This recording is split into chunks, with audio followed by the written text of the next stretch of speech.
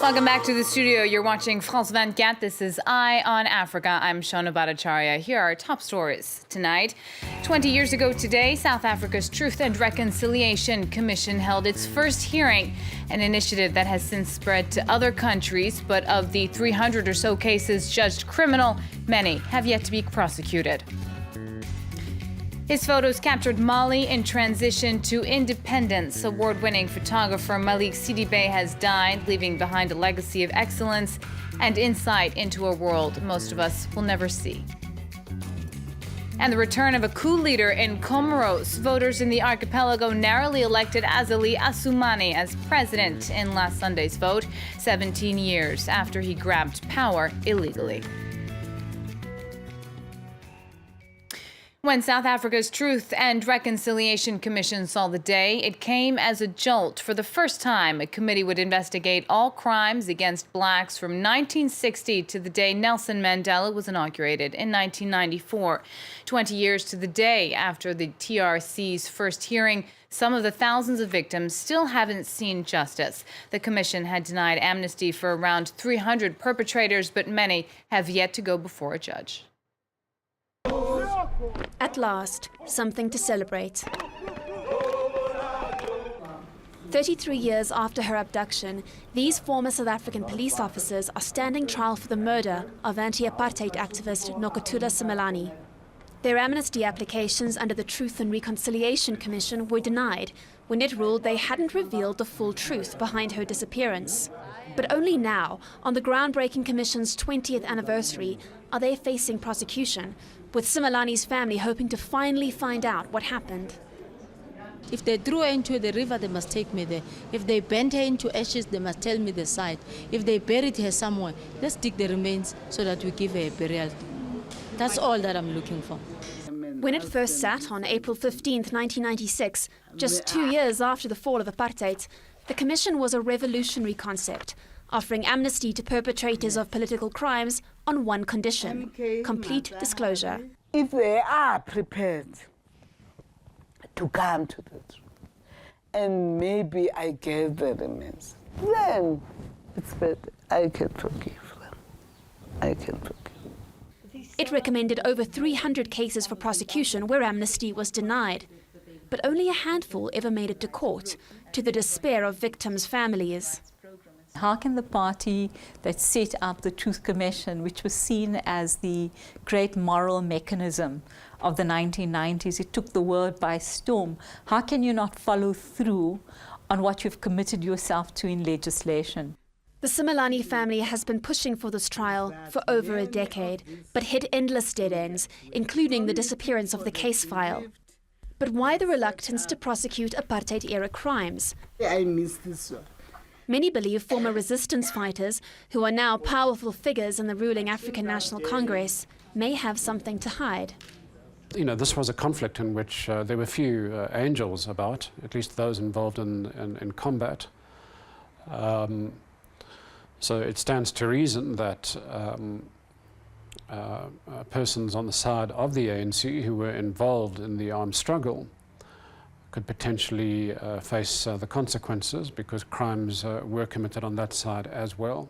The National Prosecuting Authority declined to be interviewed on camera, but said it was investigating why it was taking so long to resolve the remaining cases. For Simelane's family at least, the truth and reconciliation promised by the Commission may finally become a reality. For President Jacob Zuma, the heat is still on. The Democratic Alliance Party, South Africa's largest opposition party, took to the streets in Johannesburg this Friday. Thousands marched to the country's highest court to pressure Zuma to step down. The president had promised to pay back some of the funds he owes to the government after a court ruled he had spent public money to redo his home. He had an eye for detail, the kind that spoke of the particular and the universal. Malian photographer Malick Sidibé has passed away. He was 80 years old. Sidibé received top awards in his lifetime, including the Golden Lion at the Biennale in Venice. The Soloba native will especially be remembered for his depiction of Malians in the 50s and 60s, a time of independence, celebration, and introspection. His son shared his thoughts with France 24.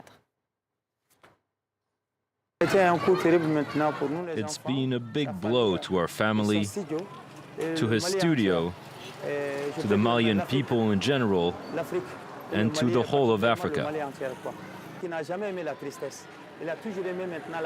He was never fond of sadness and always looked for the cheerfulness and joy in the faces of people. That's why he tried hard to not let people know that he was suffering. That's his main concept, to eradicate the sadness from this world.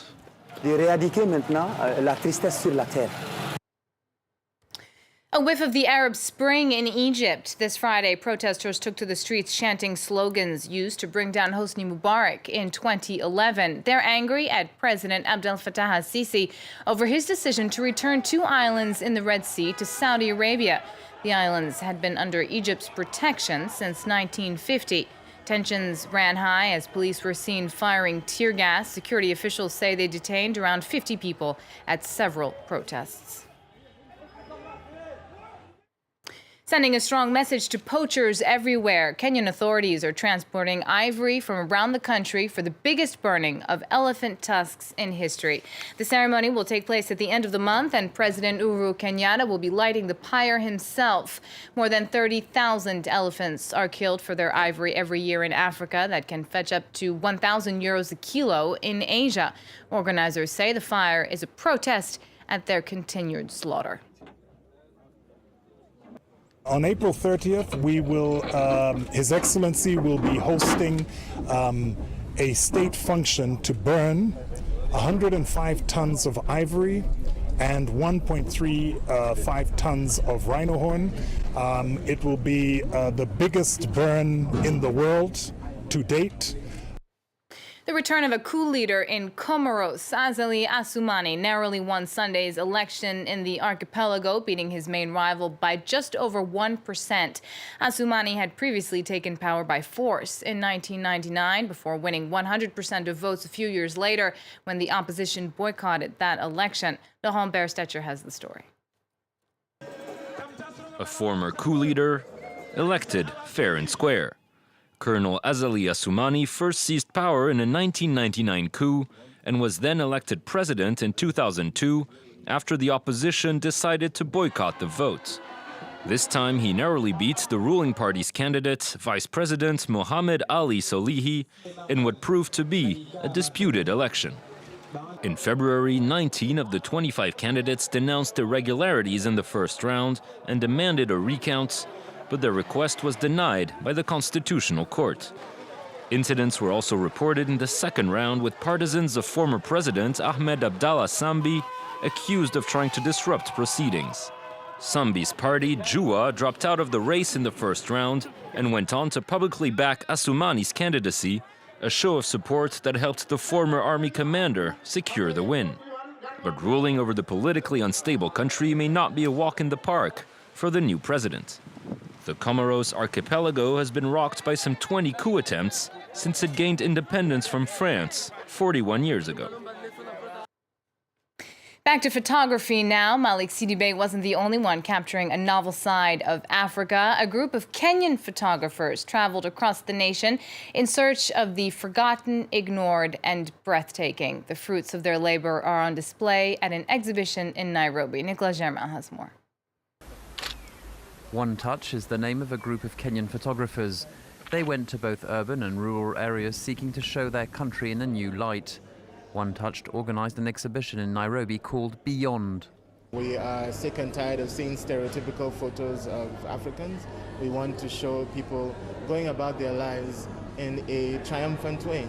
You know, we see people in some difficult circumstances, but it's not my head down, waiting to die or waiting for someone to come and help me.